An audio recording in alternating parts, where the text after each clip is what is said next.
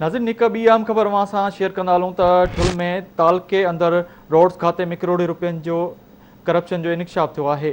अवां खे आम ख़बर ॾींदा हलूं त ठुल तालके अंदरि रोड्स खाते में करोड़े रुपयनि जी मुबैना करप्शन वारो मामिलो ऐं उन में अघु भराई थी आहे। नेब सखर 10 ठेकेदारनि जा गिरफ़्तारी वारंट जारी करे छॾिया आहिनि।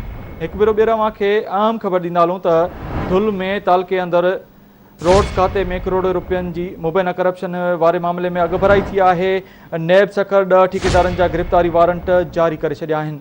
वधीक तफ़सीलनि लाइ असां सां लाइन ते मौजूदु आहे हफ़ीज़ सुंदो। जी हफ़ीज़, तफ़सीलनि बाबति आगाह कजो। जी बिल्कुल, 16 साल के अंदर रोड खाते जे करोड़ों रुपयनि जी करप्शन वारे मामले जो नेब सखर पारां 10 ठेकेदारनि खे गिरफ़्तारी वारंट जारी करे छॾिया आहिनि।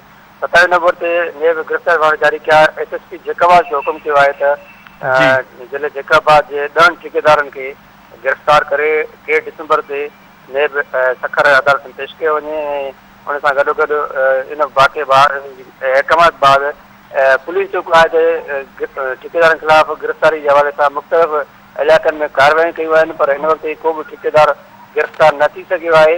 ऐं इन नेब जी अहिड़ी नोटिस बाद ठेकेदारनि में खलबली मची वई आहे ऐं हुन सां गॾोगॾु ॿुधाईंदो हलां त ठुल ताल के अंदरि काफ़ी अहिड़ा स्कीम आहिनि जंहिंमें मुबैना तौरु करोड़ रुपयनि जी करप्शन थी आहे।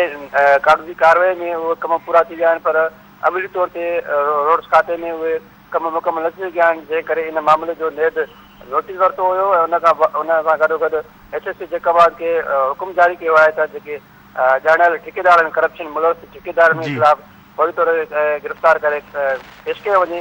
मां तव्हांखे ॿुधाईंदो आहियां त जेके नोटिस जारी थिया हुन में ठेकेदार फतेह मोहम्मद ऐं गुलाम मोहम्मद खोसो आहे, खमीसो चनो आहे, ज़ुल्फ़कार बुरड़ो आहे, इमरान बहरानी समेत 10 ठेकेदार आहिनि ज़िले जैकबाद जा जेके गिरफ़्तार करे पेश करण जो हुकुम कयो आहे नेब। जी वॾी महिरबानी अव्हांजी तफ़सील ॿुधाइण लाइ हफ़ीज़ सुमरो।